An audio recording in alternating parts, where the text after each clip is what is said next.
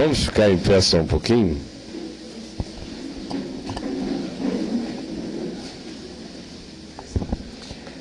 E vamos abrir na primeira epístola de Pedro.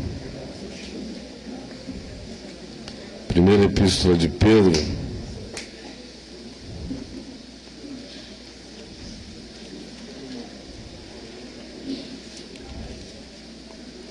Capítulo 5.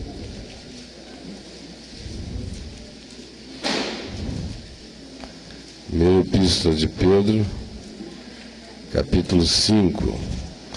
É um texto que a gente está mais do que acostumado a ler. E eu quero ler do verso 6 em diante. 1 Pedro 5, do verso 6 em diante.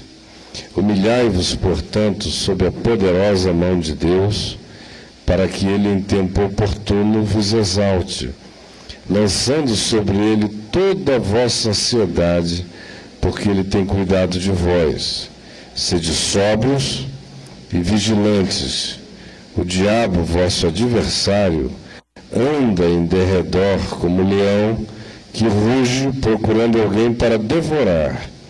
Resisti-lhe firmes na fé, certos de que sofrimentos iguais aos vossos estão se cumprindo na vossa irmandade espalhada pelo mundo. Ora, o Deus de toda graça, que em Cristo vos chamou à sua eterna glória, depois de terdes sofrido por um pouco, Ele mesmo vos há de aperfeiçoar, firmar, fortificar e fundamentar. A Ele seja o domínio pelos séculos dos séculos. Amém. Pai, ilumina nossa mente e dá-nos entendimento espiritual e também prepara o nosso coração para o acolhimento da Tua Palavra, para que nós não só entendamos, mas venhamos a dar razão a Ti dentro de nós, acolhendo a Tua Palavra para o nosso benefício. Em nome de Jesus. Amém. Podem se assentar. Esse texto de Pedro, bem como a epístola toda, tem a finalidade de animar e exortar irmãos na fé que estavam vivendo sob o signo da perseguição de Roma. E muita aflição foi experimentada naquela metade final, segunda metade do primeiro século, entre os cristãos. E vocês observam na leitura da epístola como toda hora ele está voltando recorrentemente a esse aspecto e dizendo, olha, tem dor, tem sofrimento, tem perseguição, há dificuldades, mas se vocês tiverem que sofrer por essa causa, não fiquem perturbados. Ao contrário, não sofram como fofoqueiros, ou intrometidos no negócio dos outros, ou como injustos, ou ladrões, ou homicidas, parricidas, ou qualquer outro tipo de coisa. Mas se o sofrimento que vocês estiverem experimentando for esse, mais do que razoável, que se fundamenta no fato de que a glória de Deus está sobre vocês, o Espírito da graça, do amor, da misericórdia, da justiça, da fé, da bondade, e se é o exercício desse tipo de coisa que vem provocar no coração das autoridades, dos que têm poder nas mãos, ou mesmo aqueles que se aproveitam do poder que outros têm para fazer mal a vocês, então não se aflijam, porque sobre vocês repousa o Espírito da glória e de Deus. Então fiquem firmes. E ele recorre insistentemente a essa afirmação, a esse Espírito. E aqui, no texto que nós lemos, especialmente versos 8 e 9, nos dizem que por trás de todo aquele sofrimento, de toda aquela perseguição, das injustiças que eles vinham sofrendo, praticadas pelos homens, por carne e sangue, por braços humanos, havia, entretanto, uma ação diabólica, perversa, espiritual, oportunista, querendo aproveitar qualquer espaço que eles dessem para tentar gerar uma infiltração, na linguagem de Pedro, para comer vivo, para devorar a pessoa. Por isso ele diz: sede sóbrios e vigilantes. Sobriedade é o exercício da consciência, da lucidez, do andar a partir do entendimento, é não ter espaço para fantasia, para ilusão, como alguém que tomou um porre pesado mesmo e começa a confundir focinho de porco com tomada, não é? Poste com árvore de Natal.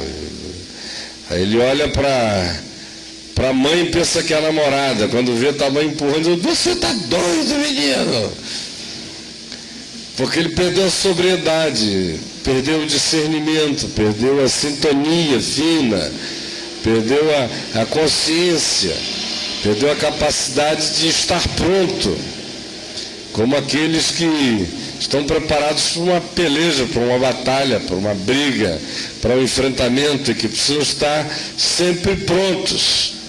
Então, equilíbrio, sobriedade, consciência, discernimento, entendimento e, de maneira concomitante a isso tudo, espírito de vigilância, de prontidão, estando atento, sem que isso seja nada neurótico na vida da gente, sem que seja como a religião nos ensinou tantos anos, aquela atitude que fica de um lado completamente neurótica, achando que existe a possibilidade de que o indivíduo por si só proteja a si mesmo, ou então aquela sensação que é fruto da paranoia de que há um espírito de perseguição o tempo todo para nos pegar. Então, sem que a gente caia nesses extremos, o chamado, no entanto, é para o exercício da lucidez, da percepção, o desenvolvimento da consciência, tudo isso com um espírito de prontidão, de vigilância, de autopercepção, de autoconhecimento, de avaliação do ambiente e do mundo à volta. E a razão pela qual Pedro diz que deve ser assim é porque o diabolos, aquele que vem para dividir, que aproveita todas as rachaduras, sejam aquelas que ele provoca, sejam aquelas que acontecem pelas quais ele se infiltra na gente, o diabolos, esse espírito da divisão, ele é o nosso adversário. Ele não faz conchavos com a gente, exceto para nos comer melhor. Ele é como o lobo de Malta do Chapeuzinho Vermelho. O que é? É só ceva para comer gordinho. Mas ele é adversário. É adversário de modo quanto mais. É adversário essencialmente. Qualquer que seja a barganha com ele, tenha certeza, é circunstancial. É apenas um prazo para cevar e engordar a presa para que ela seja devorada adequadamente, na hora e no tempo oportuno. Então Pedro diz, olha, sobriedade, lucidez, consciência, discernimento, entendimento, vigilância, prontidão, por uma razão simples. O diabo é adversário de vocês. Ele se manifesta querendo gerar o que significa o elemento de adversidade ou o poder de ser adversário, de ir contra, de enfrentar, de barrar, de impedir, ou mesmo em havendo a possibilidade de passar por cima, de triturar vocês do lado de lá. A presença dele é antitética, é antagônica o tempo todo em relação ao fluxo do sentido da vida. Então, se vocês estão tentando andar no fluxo da vida, podem ter certeza que o diabo é adversário de todo projeto de vida, de todo projeto de consciência, de lucidez, de equilíbrio, de paz, de relacionalidade reconciliada, de pacificação do coração, da mente. E ele não só é adversário no que diz respeito ao enfrentamento direto, na intenção de produzir em nós, sugestionar-nos, usar sugestões diversas à nossa volta para emular a nossa mente com alguma coisa que nos desvie da segurança na fé e instale na gente o medo ou qualquer outra forma de insegurança, mas ele também usa as circunstâncias, como no caso aqui, os sofrimentos, as privações, as dificuldades, para ver se nessa oportunidade, como um vírus oportunista, ele entra nessa baixa de imunidade da consciência que acontece quando existe a deficiência de fé no coração em relação a se apropriar daquilo que já está completamente feito, consumado e realizado por Jesus em nosso favor. Então, quando as circunstâncias relativizam a nossa paz, quando as circunstâncias nos fazem sentir-nos perseguidos, quando as circunstâncias provocam em nós questões do tipo: onde é que está Deus que não me protege de tanta angústia? Quando as circunstâncias parecem favorecer o espírito do adversário, do que vem contra nós, e o coração se fragiliza, se enfraquece, essa é a hora do bicho. Essa é a hora da chegada, essa é a hora de aproveitar e devorar. Essa é a hora do rabo de arraia, da banda, do cara caiu, não sabe nem porquê. Essa é a hora dessa chegada perversa, adversária, na existência da gente, e que é caracterizada aqui como um leão. É a semelhança de um leão. E nenhum de nós aqui gostaria de estar junto com um leão sem que entre nós houvesse uma grade. Não adianta nem haver um domador, a gente quer o leão do outro lado do rio, bem largo.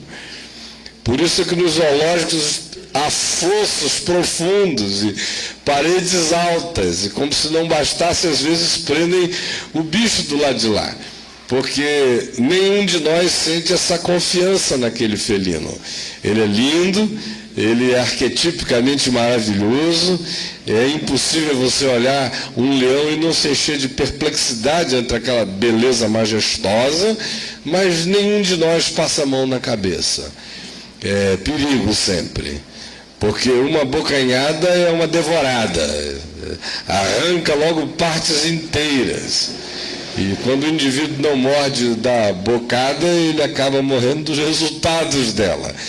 Então Pedro usa a imagem daquele indivíduo que era colocado na arena e que vinha sendo cercado, rodeado, como se fala lá no norte, pelo leão, chegando, fazendo aquela volta, olhando o indivíduo, e ele ali aflito, porque a qualquer momento pode haver aquela pulada geral, e que pode culminar na morte. De modo que essa é a imagem que ele usa. Só que ele diz o seguinte: sobriedade, vigilância, lucidez, todas essas coisas vão ajudar vocês a discernirem essa circunstância, essa arena, e mesmo ajudar vocês a não andarem como tolos no meio desse lugar perigoso, desse espaço que pode significar a exposição a uma ação devoradora em relação a nós. E ele conclui dizendo: resistir ao diabo, firmes na fé, certos que sofrimentos iguais aos vossos estão se cumprindo na vossa irmandade espalhada pelo mundo. Agora olha aqui para mim. A ênfase aqui no caminho da graça nunca é no diabo, vocês sabem disso. O diabo está secando de inanição no que nos diz respeito em nome de Jesus. Essa não é a nossa preocupação. Eu não penso nunca no diabo. É muito raro eu pensar no diabo. Se ele precisar de algum tipo de conexão de ideia ou de pensamento em relação a mim, ele está em jejum, porque eu não dou essa bola para ele. Para mim, ele está no lugar dele. Assim como eu não fico pensando no anjo Gabriel, nem no arcanjo Miguel, nem em serafins, nem em querubins, meu negócio é todo focado em Jesus e no Evangelho. Quem está a serviço dele, que entre numa boa, mas é ele que determina, porque minha relação é com ele, direta, o dia inteiro, o tempo todo. Então, se anjos não são objeto da minha preocupação, o diabo vai ser. Ele tem quem cuide dele, de modo que eu não tenho energia para dar a ele refletindo sobre o poder dele. A energia que eu tenho para dar não é a ele. Eu tenho é para manter em mim mesmo, que é essa de lucidez, de vigilância, de discernimento, sem paranoia e sem bobeira, sem tolice, sabendo que o caminhar nesse mundo carrega suas implicações de perigo, de risco, de laço, de engano, de fantasia também. Mas a ênfase, eu dizia, aqui no caminho da graça não é essa que se foca no diabo. É aquela que é focada na graça que já realizou tudo por nós.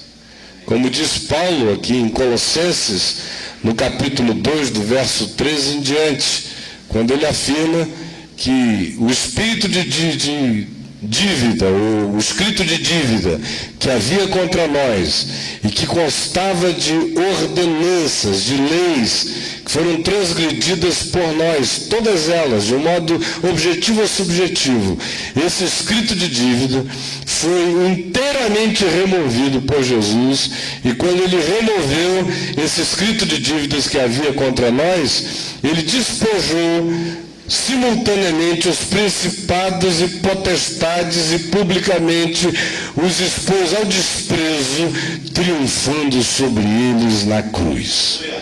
Esse é o fato. O escrito de dívidas foi removido, foi tirado.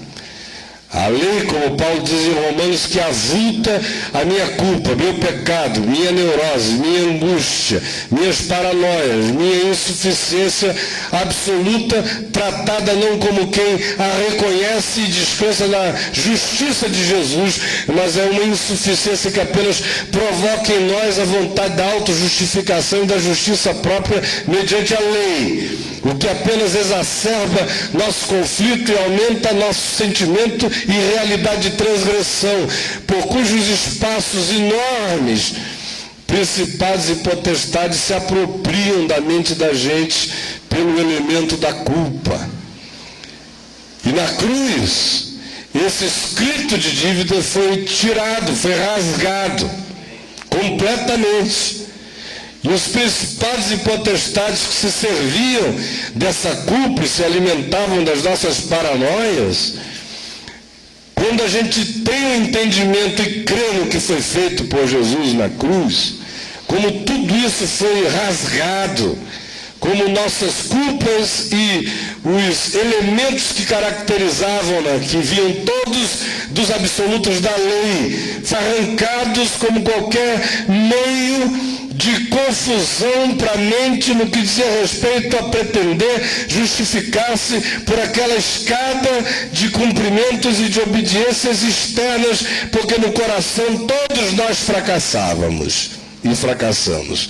Quando aquilo tudo foi removido como elemento de confusão e a cruz se estabeleceu solitária, soberana, na graça que está definida e conquistada por nós, porque Jesus cumpriu a lei por mim e agradou a Deus, o Pai, por mim. Quando esse entendimento entra em mim, o escrito de dívida inteiro é arrancado da minha frente. Não porque eu vivo em transgressão, mas porque aquela já não é a minha referência para nada, porque daí em diante A minha obediência não tem nada a ver com lei, tem apenas a ver com o amor de Cristo, pois o amor de Cristo passa a me constranger, julgando eu isto. Um morreu por todos, logo todos morreram, para que aqueles que hoje vivem não vivam mais para si mesmos, mas para aquele que por eles morreu e ressuscitou. Então, quando esse entendimento entra, principados e potestades ficam sem ter onde pegar na gente. Pô, e agora, meu Deus? O que eu vou fazer com esse cara? Aí vem e diz, você é isso. Aí você diz, é isso mesmo. Tudo que ele quer é um desacordo. Não, é verdade, eu sou de Deus, eu sou justo. Aí quando a resposta é essa, ele senta no sofá da alma da gente e diz, aleluia ao contrário. Que maravilha. Vou comer esse bicho todinho, cheio de justiça própria. Mas quando ele não encontra essa alça, se ele me diz eu sou um pecador, eu digo, pô, você está retardado, bicho. Claro que eu sou. Onde é que eu vou pegar esse cara? E qualquer outra coisa que ele invente, se tiver a ver com o que eu reconheço dentro de mim como fazendo parte da minha Constituição, ele já chegou sem ter onde pegar nesse caixão. Agora, quando eu estabeleço aquela tentativa de enfrentamento pela justiça própria, paradoxalmente, essa força antagônica apenas cresce em mim. Mas quando eu, de fato, creio, e não é um ardil psicológico, é fé verdadeira, que o escrito de dívidas foi removido e cancelado, principados e potestades não sabem aonde segurar. Por isso é que eles ficam só rodando. Não tem como chegar. Estão por aí. Mas não tem onde pegar.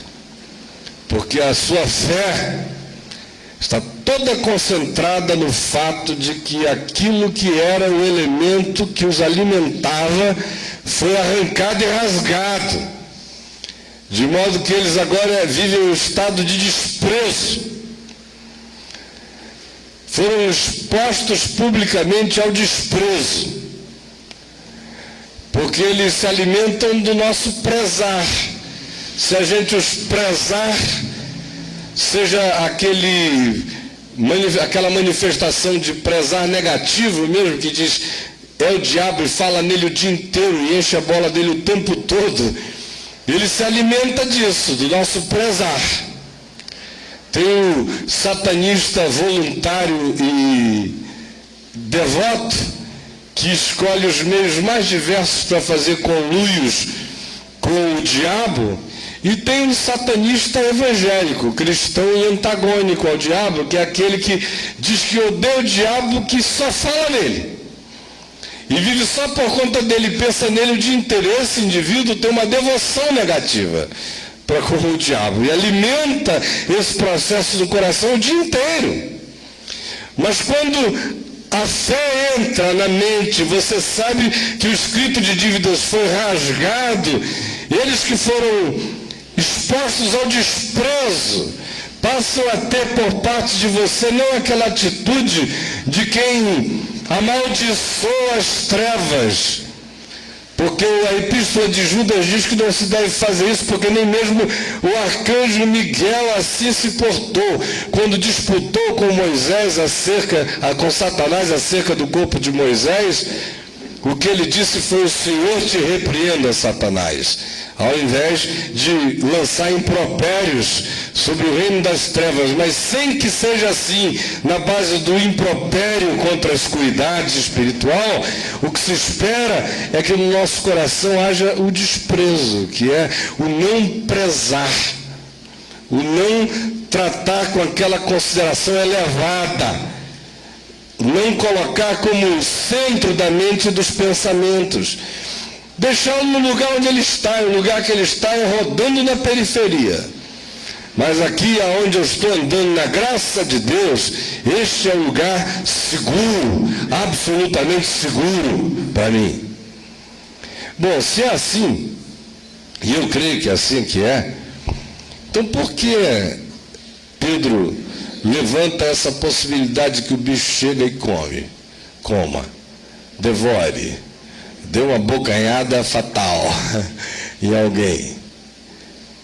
Paulo também estabelece essa tensão entre Colossenses 2, de 13 em diante, e Efésios, no capítulo 6 também, do verso 13 em diante, quando ele diz: quanto ao mais, irmãos, sede fortalecidos no Senhor e na força do seu poder, e manda que a gente tome as armas espirituais, porque a nossa luta não é contra a carne nem contra sangue, mas contra principados e potestades, contra as forças pneumáticas, as forças espirituais do mal nas regiões celestes.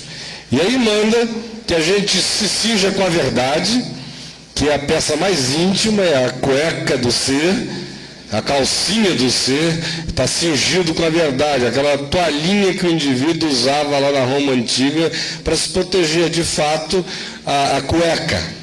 Então a verdade é a cueca do ser. Isso é o que tem de mais íntimo. Se você não proteger o seu ser com verdade, não adianta colocar a couraça em cima da mentira, que ela não vai ficar. Essas vestes, elas são postas sobre nós a partir do que é mais íntimo. E é verdade no íntimo. Por isso é para se cingir com verdade. Não só com a verdade, mas se cingir com verdade. A verdade, do ponto de vista da nossa percepção, é aquilo que significa a revelação de Jesus, de Deus para nós em Cristo, significando a vida, o que Deus chama de vida, o que Deus chama de caminho, o que Deus chama de alegria, o que Deus chama de prosperidade, o que Deus chama de existência para Ele, vida abundante, Evangelho. Isso de um lado. De outro lado, a verdade tem aquela dimensão da sinceridade, do ser, de manifestar o que é, mesmo que seja contra a verdade de Deus, mas que você diga: eu sei qual é a verdade de Deus e confesso com verdade o meu antagonismo em relação a ela. Melhor é essa confissão do que a camuflagem de qualquer fariseu. Por isso os publicanos tinham um espaço muito maior na presença de Jesus, e com eles meretrizes e pecadores em geral, que era um pessoal que ainda não vivia a verdade, mas não vivia a verdade com a verdade de dizer: nós ainda não a vivemos. E, portanto, eram pessoas muito mais abertas. Mas eu estava dizendo que quando a gente pensa na verdade de Deus, tem essas duas dimensões. Uma, o que eu sei que é a palavra dele para a minha vida. A outra é aquela que tem a coragem de olhar para o próprio coração e discerni-lo. E guardar-se na verdade de Deus e na verdade do que significa verdade em mim. Ou seja, tem que haver sinceridade no meu íntimo. E uma disposição do profundo do coração de ir conciliando o íntimo com a revelação de Deus, a ponto de que chega o dia que a minha interioridade esteja toda vestida pela verdade do Evangelho.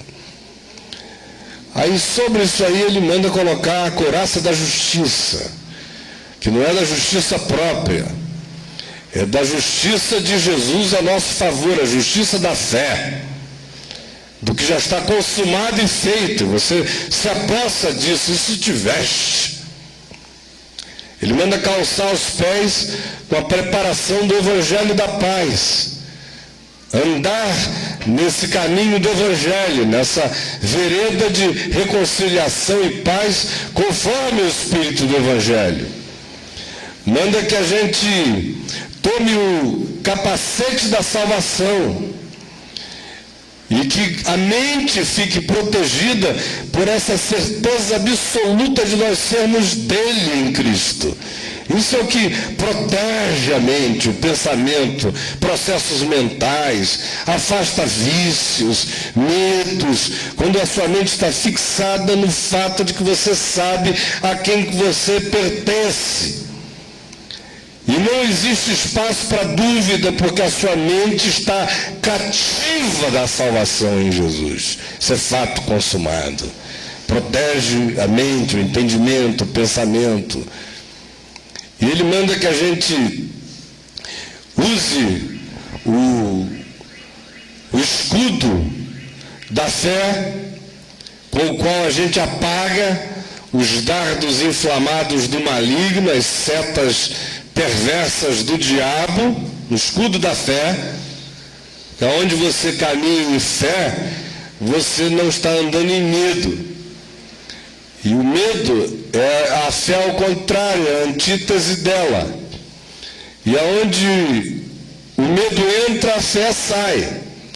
Assim que eu conheci a Jesus, com 18 anos e pouco, meu pai, meu companheiro de oração, e de jejuns, e de caminhadas, e de um monte de coisas à época, ele me dizia uma frase simples de vez em quando a gente ia enfrentar um processo daqueles brabos, que não cabem nem na Discovery, no seriado Assombrações, aquela coisa braba mesmo, sabe? Pesada, esses demoninhos todos aí de Universal do Reino de Deus, é só demônio performático, não tem nenhum lá. Você dá um tapa na bunda do cara, levanta agora, meu filho. Fica todo mundo bom na hora, porque é só sugestão. Os sujeitos ali nunca viram um bicho de verdade. Dia que viram, não saem correndo, igual os filhos daquele sumo sacerdote lá de Éfeso, em Atos 19. Aí quando eu ia com ele, às vezes, para essas situações, ele sempre disse: meu filho, não esqueça, quando o medo entra pela porta, a fé sai pela janela. Então, não tema, sob hipótese alguma. Então vou nessa convicção. Aí puxavam faca, corriam com aquelas peixeiras na minha direção, todas as brabeiras desse mundo. Eu lutei muito a minha vida toda, jiu-jitsu, essa coisa toda, e às vezes eu dizia, bom, era melhor eu esquecer que eu estou diante de um processo e partir para dentro mesmo, atropelar o bicho.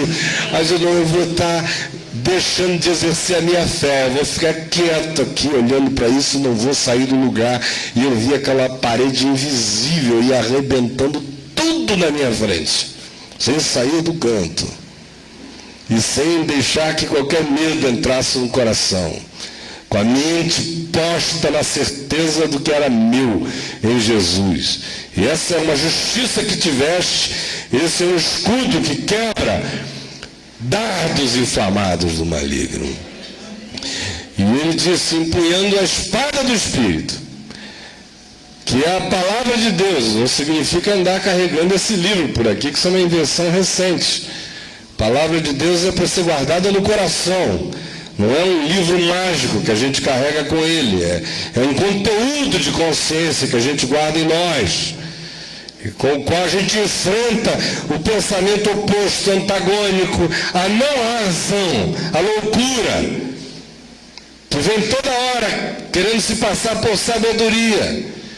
É com a palavra de Deus que a gente agride essas estruturas de perversidade mental, invisível, que tentam o tempo todo estabelecer um feudo à nossa volta, a fim de criar o controle de principados e potestades, se utilizando dos nossos vícios, de todas as formas, de todas as circunstâncias, para criar a fixação dos elementos de perversidade e de doença em nós.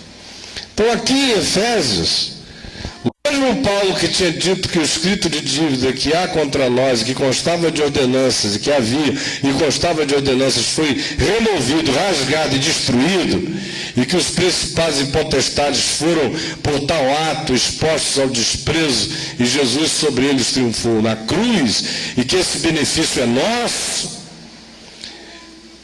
Ele também diz que é para vigiar, e está apercebido. Está feito em nosso favor pela fé. Mas todos os que andam na fé e que creem no que Jesus fez e realizou por eles, não optam jamais daí para frente por uma maneira de existir que seja a negação da fé que eles professam. Porque pela fé que realizou tudo em meu favor, se eu creio, o benefício é todo meu. Se eu digo que creio, mas ando de um modo que não leve em consideração em significado de importância essencial o que Jesus fez e realizou por mim, pela minha própria vida eu estou negando aquilo que eu confesso. Não existe fé que se estabeleça no coração de ninguém sem que ela mesma vá se transformando em fruto de si própria. Sem que ela vá dando e produzindo resultado daquilo que a boca confessa, se transformando em evidência da confissão nos gestos, nos pratos, no relacionamento, nos vínculos. Ou seja, a fé frutifica sempre quando ela está presente. A não frutificação é a ausência dela, porque a presença dela frutifica sempre em nós. Não significa dizer que se está advogando agora o oposto. Que você um dia, como os evangélicos ensinam, foi liberto quando creu que o escrito de dívidas que havia contra nós foi removido. Os evangélicos, a antiga, quando ainda sobrava alguma coisa de legal deles. Naquele tempo, que já não está mais presente, infelizmente. Então, se dizia que o indivíduo um dia, quando creu, recebeu o benefício, mas diziam então daí para frente, meu filho, não dê mais mole, porque se tu der uma amolecidazinha, o bicho vai pegar capando. É ou não é? Não era assim que nos ensinavam? Por isso é que o indivíduo pode se converter de qualquer porcaria da terra ao Evangelho de Jesus. Agora, se depois que ele disser que crê no Evangelho, ele tiver alguma vacilada na vida, ele vai ser tratado igual o diabo o resto da vida dele dentro da igreja, não é verdade? Porque tem perdão para quem está chegando, mas para quem está dentro, o que tem é cacete, humilhação até o fim. Se o sujeito der uma bobeada e for visto. Então o negócio é não ser visto, aí cria a escola da hipocrisia, com pós-graduação em marketing e tudo mais, em como apresentar fachadas para não ser perseguido. E o cara acaba virando evangélico. É um problema sério. Então, Paulo, de um lado diz, olha, está feito. De um outro lado ele diz, mesmo estando feito e você sabendo que está, trate o que está feito com a responsabilidade de quem creu. Para você não abrir espaços da sua vida. Não abrir brechas, cunhas, passagens, portas. E Pedro nos chama para essa realidade de vigilância. A pergunta é, quando é que essa relação com o adversário vai se determinando, vai se configurando, e quando é que a gente vai criando o espaço de aproximação para ele vir chegando cada vez mais perto da gente como quem quer devorar? E aí algumas coisas simples que eu queria dizer para a gente terminar. Que horas são, meu querido Chico? 10 para as 10, eu tenho que terminar 10 horas, 10 e pouco, né? Então, olha só. Primeiro, Paulo diz aqui em Efésios, no capítulo 4, do verso 26 em diante, que é para a gente, se for se irar, não pecar. Ira o tempo todo é sinal de uma atitude interior adoecida, raivosa. Nenhuma ira jamais, no entanto, é sinal também de patologia da alma. Se o estado de irascibilidade contínuo é doença, altamente destrutiva para a gente. E a incapacidade de sentir qualquer ira também denota doença psicológica. É por isso que o que você vê em Jesus, o príncipe da paz, é serenidade no caminho, mas você não o vê incapaz da ira. Não é uma ira descontrolada, é uma ira determinada, mas ele carregava o potencial da ira santa dentro dele. Porque essa é a existência sadia, ela nem é tocada pela ira, nem se entrega à ira, não dá lugar à ira, mas nem é também incapaz da ira. Paulo diz: irai-vos e não pequeis, não se ponha o sol sobre a vossa ira, não se mudem para a Groenlândia da ira, onde o sol só se põe de 6 em 6 meses. Aí o cara diz: não, o sol não se põe sobre a minha ira, não. Faz 5 meses e 12 dias que também o sol não se põe, porque eu moro na Groenlândia existencial. Eu estou hibernando aqui. Lá no mundo de vocês já passaram 6 meses, aqui no meu está no pôr do sol ainda, com direito à ira, guardada. Então, quando a gente, conforme o Salmo de onde esse texto de Paulo, em Efésios 4, foi tirado, que é o Salmo 4:4, diz: irai-vos e não pequeis, repousai a vossa cabeça no vosso travesseiro e sossegai. O que é uma evocação para o exame da consciência todo dia. Vocês vão abrir para que a gente não para o diabo, que é adversário, que vem para matar, roubar e destruir, para comer, para devorar. Então não façam isso. Aí você anda um pouco mais, você vê o próprio Paulo em 2 Coríntios, no capítulo 2, eu creio que nos versos 12 e 13, no 14, aliás, dizendo acerca do episódio que tinha acontecido lá em Corinto, que é mencionado em 1 Coríntios 5, daquele indivíduo que estava transando com a mulher do pai. Lembram dessa história? Estava lá se relacionando com a madrasta, mandando ver na mulher do pai dele, ela toda oriçada, e os 3 frequentando a comunidade, o bicho de maior cornão manso de Corinto, e o filho faturando em cima, e lá cantando, e ágape para cá e para lá, muito ágape, muito eros entre ele e a madrasta. Então,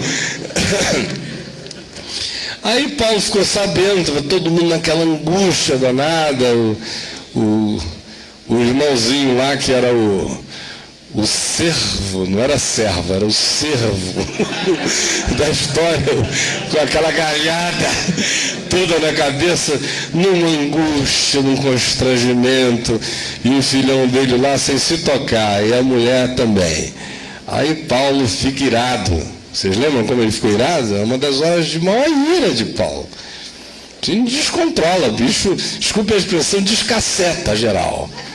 Ele chega e diz: olha, eu não estou aí presente, mas eu já determinei que eu, no meu espírito, juntamente com vós outros, vamos entregar esse cara a Satanás, para a destruição da carne, para que o espírito seja salvo no dia do Senhor. Vocês vejam como a pior raiva de Paulo termina com salvação ainda, né? Ele termina com salvação no pior dia dele, ainda termina dizendo para que o espírito seja salvo no dia do Senhor. E Paulo é um cara que vai condenando todo mundo à vida eterna, o tempo todo. Todo mundo condenado. Agora, pode ser, tem muitas maneiras de chegar lá, pode chegar também todo estoporado, então é melhor não, né? Aí passa um tempo, a situação gera uma tristeza de morte para aquele rapaz que recebeu esse veredito. Ele entra numa depressão imensa. É acerca disso que Paulo vem a tratar de novo em 2 Coríntios, quando ele fala também, evoca a coisa da tristeza para a morte, tristeza para a vida, e fala desse indivíduo dizendo que era hora de todo mundo perdoá-lo e esquecer aquela história, para que ele não fosse consumido por excessiva tristeza. E ele disse: antes eu falei forte, agora eu quero amenizar essa história. E quero concitar a todos vocês para que todos juntos o acolhemos e o perdoemos, para que ele não seja consumido para que Satanás não alcance vantagem sobre nós, pois não lhe ignoramos os desígnios. Aí está Paulo exercendo um discernimento sobre algo que tinha sido uma chamada obra do diabo, relacionada às coisas das trevas que tinham acontecido na consciência daquele moço e da sua madrasta, numa relativização, numa permissividade doentia, e humilhando o pai. Ele tenta resolver aquilo daquela forma, mas agora ele vê que a continuidade daquele estado iria sim abrir não uma cunha na vida de um indivíduo, mas haveria de abrir uma porta imensa para o diabo na existência e na vida da comunidade, de tal modo que ele agora tenta libertar a comunidade daquele espírito que poderia nele se instalar pela via do preconceito, do rebaixamento do irmão, uma categoria que a gente poderia chamar de salvo pelo fogo. Lá chegou o salvo pelo fogo. Como é que está a carne dele? Está sendo já destruída? Ele está sofrendo de alguma coisa? Está dando um amarelão nele? Foi apanhado por alguma febre? Tem alguma evidência de que a graça de Deus está tratando ele com ferida? Vocês conhecem esses irmãos, né? Irmãos do diabo. Ai, cadê o pois que eu quero ver?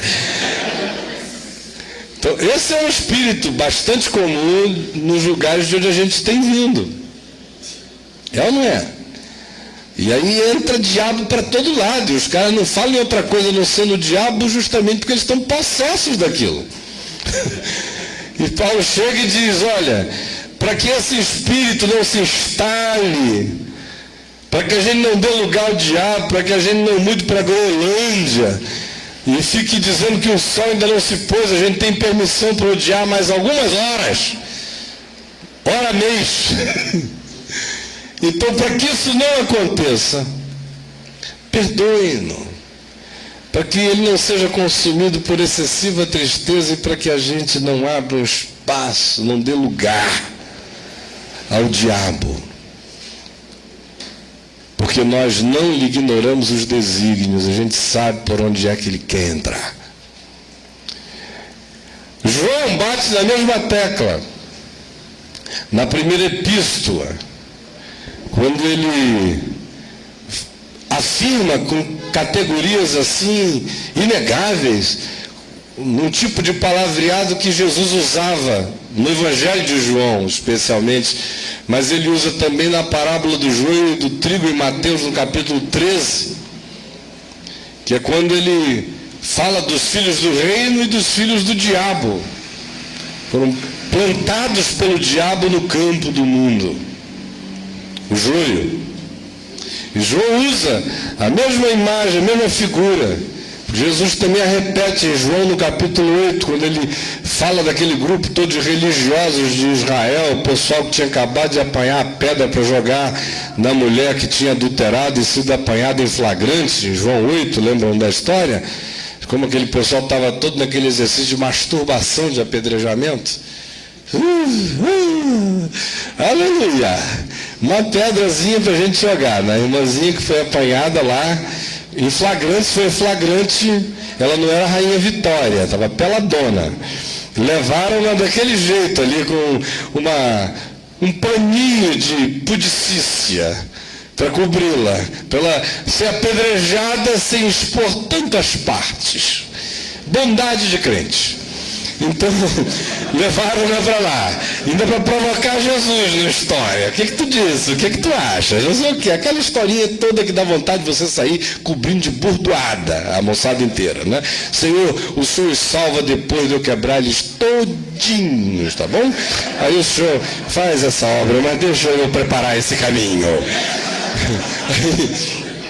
Aquela falsidade horrorosa, aquela coisa nojenta que até o diabo fica incomodado. Pô, vocês aprenderam melhor do que eu, me ultrapassaram.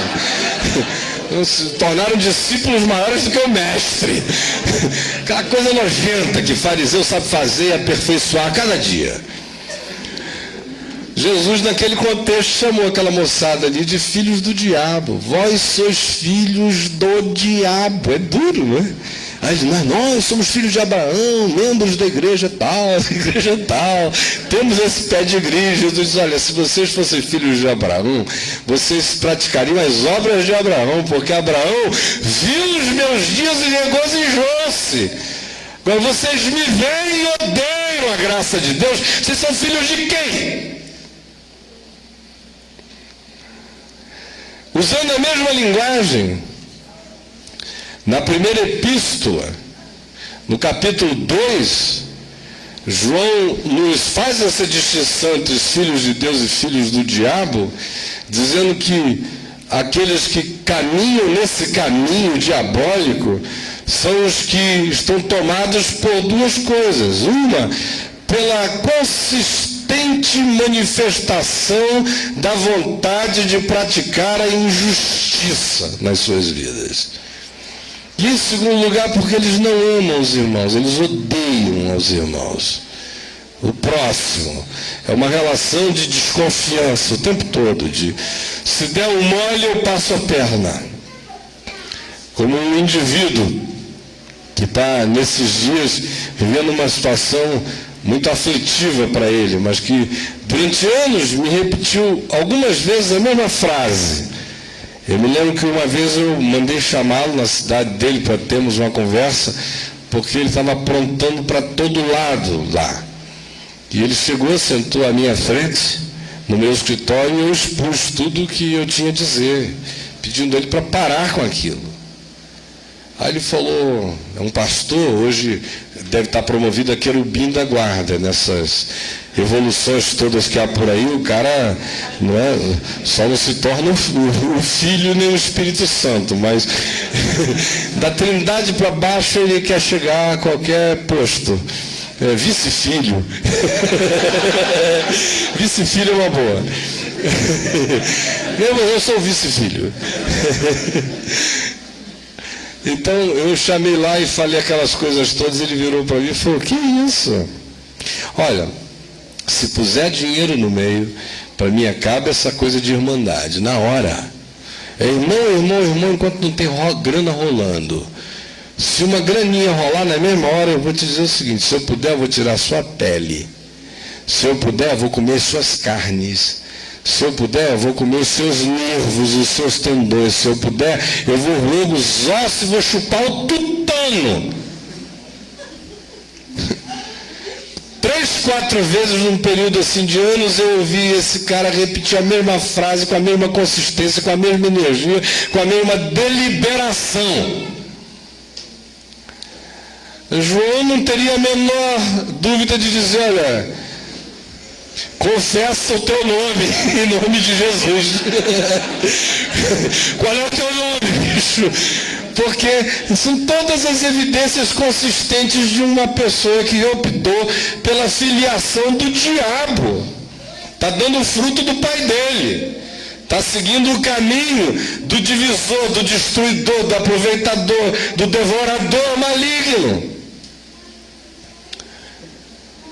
Isso tudo se associa à injustiça e ao ódio no coração.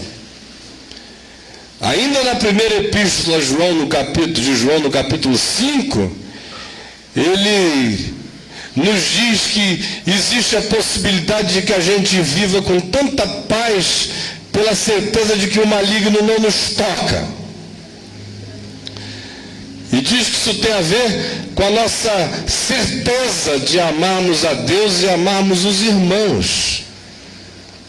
Se a gente estiver andando no amor de Deus e no amor pelo próximo, sem abrir o espaço para guardar o ódio requentado e refeito e repassado no nosso micro-ondas interior, para a gente comer toda hora ele quentinho, mas livres desse espírito e reconciliados em amor, sem acúmulo de ressentimento, de amargura no coração, sem espírito de juízo para com o irmão, tendo a sensibilidade para ver que ele pode estar sendo consumido por tristeza, por mais que a ação inicial tenha sido justa. Qualquer justiça se transforma em injustiça se na hora da misericórdia a justiça não fizer misericórdia. Ela vira perversidade maligna, vira justicismo, porque no final é a misericórdia que triunfa sobre o juízo. A justiça de Deus está em realizar a vitória da misericórdia sobre o juízo. De modo que uma coisa que começa como justiça, se chega na hora da percepção, da sensibilidade, da dor, da pedagogia, como sendo algo já discernível na vida do outro, e assim mesmo você insiste naquela direção, o que nasceu como justiça virou injustiça na mesma hora. O que começou para fazer prevenção de uma coisa maligna, acabou se transformando na própria coisa maligna daí para frente. Por isso, se aquilo tudo começou com o homem sendo entregue a Satanás para a destruição da carne, para que o Espírito fosse salvo no dia do Senhor, agora Paulo diz, se passar dessa hora, quem está trabalhando no outro lado é Satanás em nós. Porque não existe nenhuma posição nessa vida que seja firmada hoje e que amanhã continue a ser exatamente a mesma coisa, porque a posição de hoje é a posição de hoje, mas a vida muda com todas as suas dinâmicas, e é por isso que eu sou chamado à sobriedade e à vigilância, porque eu tenho que reatualizar cada dia, cada coisa como consciência de hoje. Porque o que foi consciência ontem pode já não servir para agora.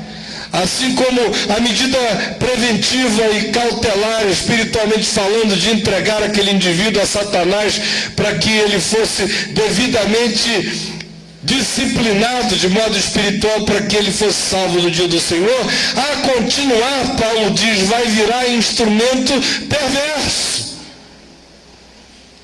Foi bom naquele dia, já não é bom agora. Porque a vida mudou, sobretudo porque o coração dele mudou.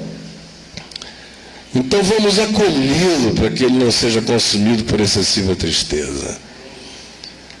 João anda afirmando a positividade do outro lado, que assim, ódio, ressentimento, abrem essas vias perversas em mim. De outro lado, o exercício da prática do amor e da justiça guarda o meu coração no amor de Deus e são demonstração da minha fé no que Jesus fez por mim, e por isso o maligno não me toca. Vocês lembram que Jesus vinculou as coisas o tempo todo? Na oração que ele nos ensinou a fazer, ele diz que a gente deve pedir perdão ao Pai pelas nossas dívidas, assim como nós perdoamos aos nossos devedores. Ele conta na parábola do credor incompassivo, que foi aquele que se aproximou do homem a quem ele devia, né? Que era credor maior sobre ele, portanto ele devia a alguém muito, devia milhões a alguém. E não tendo como pagar, foi lá e se humilhou e pediu perdão, e foi perdoado.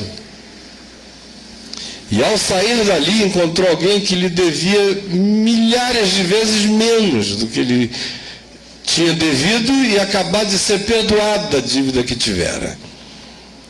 E ele pula agora no pescoço desse outro que deve a ele infinitamente menos do que ele devia a alguém superior a ele. E esmaga o pescoço dessa pessoa, e sufoca, e começa a enforcá-la. Bota um mata-leão no bicho. E dizia: paga-me o que me deves ou eu vou mandar te prender. Aí o cara dizia: por favor, não me prende não, porque preso eu não produzo. Eu não tenho como trabalhar na cadeia, deixa eu ficar solto para eu poder te pagar. Mas é quando a vontade de receber já se tornou muito menor do que a vontade de se vingar, ou de manifestar algum tipo de tirania, despotismo, que sejam resultados da insegurança do indivíduo sobre ele mesmo, e insegurança que é uma coisa frágil. Insegurança, segurança fala de uma fortaleza, insegurança de uma fragilidade, mas não tem nada mais poderoso quanto a construir coisas ruins em nós e de uma estrutura imensa, de mente forte, do que insegurança, porque a tendência da insegurança é fazer compensações do lado de fora, e o indivíduo inseguro é aquele que em geral do lado de fora é o mais agressivo. O inseguro é aquele que do lado de fora é o que precisa de maior afirmação, justamente por isso ele bota uma abóbora na cabeça e sai andando pela rua para ser percebido. Enfim, toda hora a insegurança gera do lado de fora o oposto do que existe dentro do próprio indivíduo. Mas aqui o que nós estamos olhando e vendo a situação na qual esse estado de insegurança na vida daquele homem fez com que crescesse nele uma vontade enorme de ser déspota sobre a vida do seu próximo, que a ele devia alguma coisa, e mesmo ele tendo sido perdoado de uma dívida maior, agora ele não é capaz de perdoar a dívida infinitamente menor que alguém tem contra ele. E por isso os servos do credor maior viram que aquele mosquitinho estava fazendo lá de fora da sala na qual eles receberam o perdão, e entraram lá e disseram: aquele cara está lá fora matando um sujeito que deve uma bagatela para ele. Aí o homem disse: mandem esse safado entrar de volta aqui, isso é um acréscimo meu. Esse safado voltar aqui. Aí ela veio ele,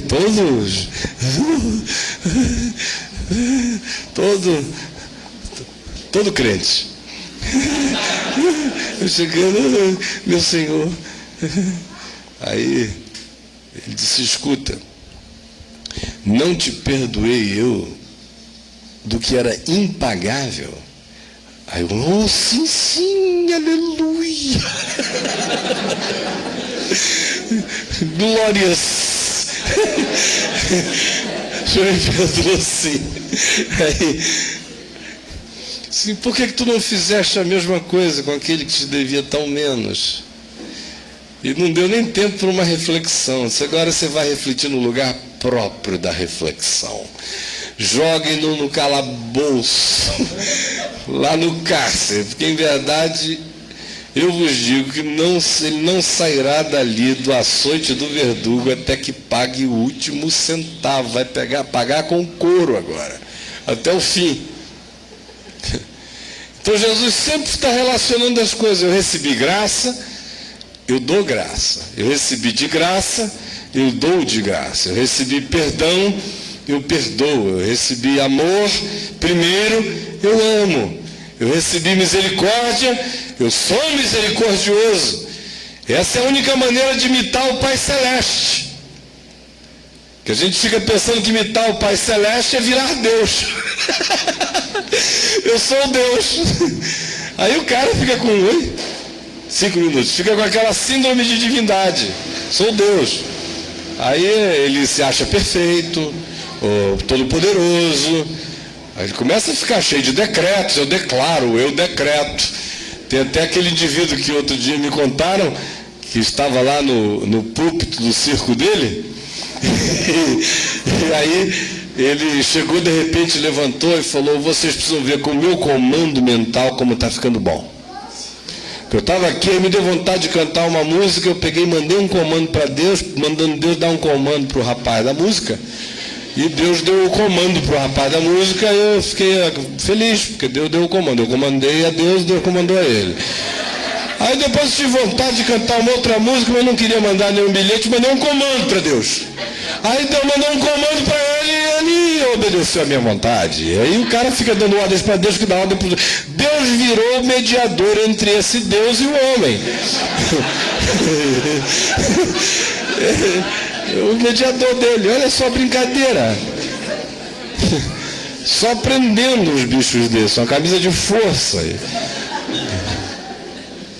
Doido.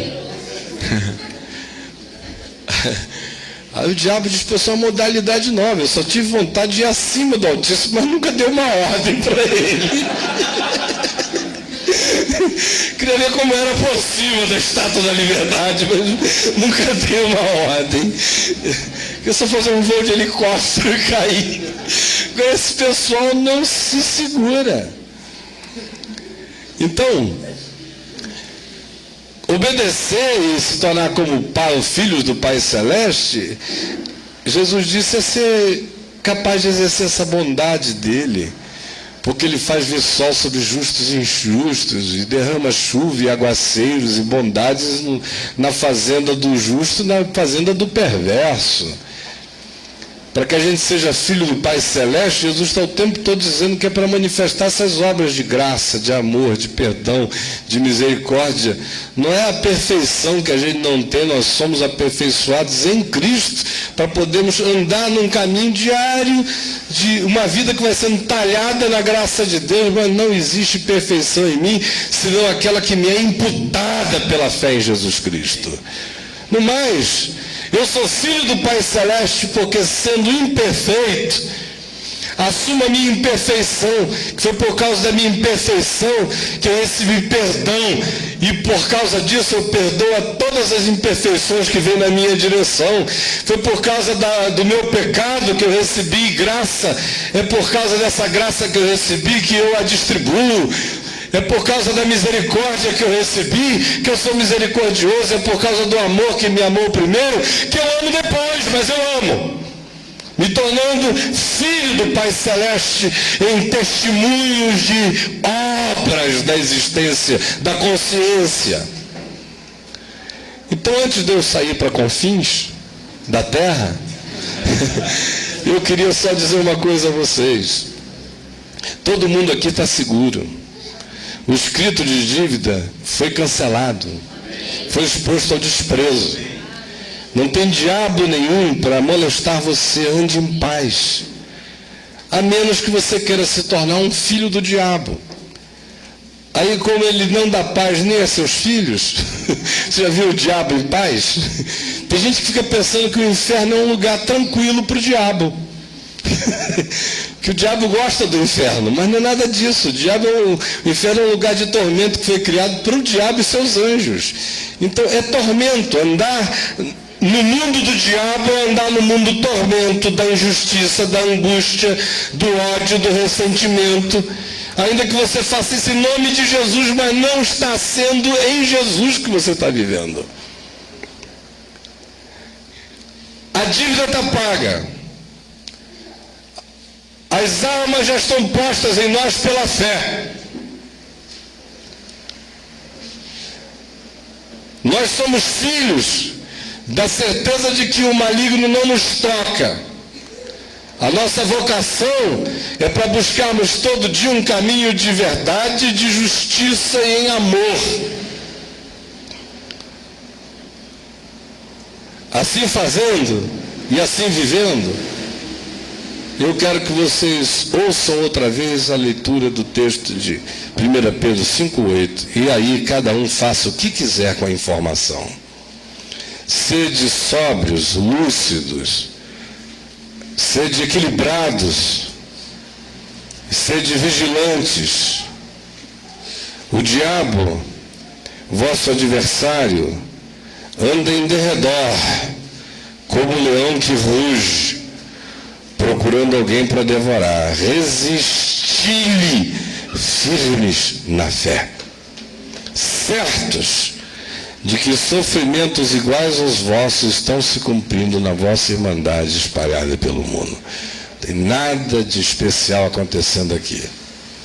Não tema, resista, guarde a sua mente na lucidez, um estado crescente de consciência. E não ache que a segurança em Cristo significa permissividade existencial. Ao contrário, mantenha vigilância.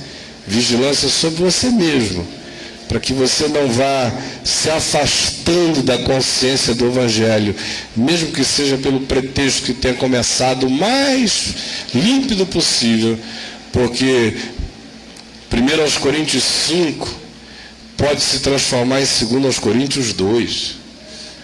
O que hoje é uma ação boa Se passar da hora, se transforma numa ação perversa. Porque o bem de todo dia tem que ser praticado todo dia. Ele não se estoca como um crédito a ser repetido para o resto da nossa existência. Porque cada dia da nossa vida, assim como tem um pão nosso para aquele dia, tem a consciência nova daquele dia para ser vivida e aplicada conforme a circunstância daquela hora e daquele momento, para que Satanás não alcance vantagem entre nós pelo simples fato da gente ter ficado fixado em alguma coisa que numa determinada circunstância foi boa, mas em se fixando e não se renovando no entendimento pelo amor, pela misericórdia e pela consciência, ela se pedra, e aquilo que um dia foi um elemento de vida pode se transformar num elemento de morte, porque assim como Moisés um dia viu uma serpente que era manifestação de vida, um tempo depois ela se transformou em manifestação de morte. Por isso, a vigilância para hoje é na nossa própria mente, é no nosso estado mental, é no nosso processo emocional, é na nossa consciência de fé, é nas decisões em relação àquilo que a gente vai chamar de vida para nós. Quero que Deus abençoe a todo mundo aqui, em nome de Jesus, tá bom? Foi uma alegria, eu queria só orar, eu vou ter que sair para Confins, senão não chego lá, e hoje à noite eu tenho que pregar lá em Brasília. Pai, eu te agradeço pela vida de todos esses queridos aqui. Fortalece-os na fé. E eu te agradeço pela vida do Chico, que tem sido bondade e misericórdia tua na vida de todos eles. Guarda tanto o Chico quanto a todos no teu amor. E ajuda-nos a caminharmos com o coração simples, alegre, quebrantado e celebrante da graça, cheio de gratidão, em nome de Jesus. Amém.